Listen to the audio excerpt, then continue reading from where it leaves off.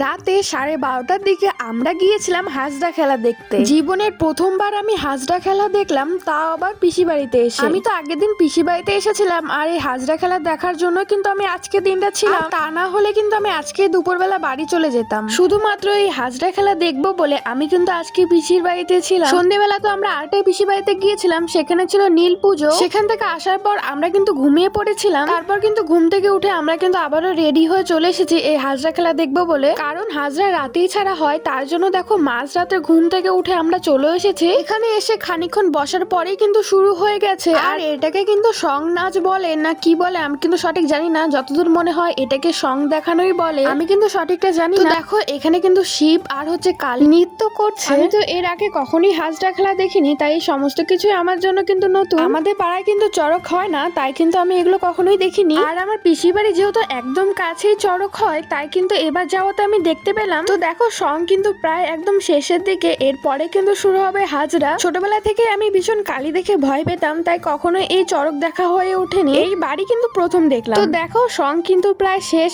এরপর যারা হাজরা ছাড়া হবে তারা কিন্তু চলে এসেছে। 3জন কিন্তু সেজেছিল, তো দেখো তারা কিন্তু একে একে সবাই চলে এসেছে। এরপর তারা খানিকক্ষণ নাচ করেছিল এখানে, আর তারপরে কিন্তু সবাই চলে গেছে। তো দেখো প্রায় কিন্তু শেষ, এরপর আমরা চলে যাবো বাড়িতে। তো আজকের মতো ভিডিওটা এই পর্যন্তই। তোমাদের ভিডিওটা কেমন লাগলো?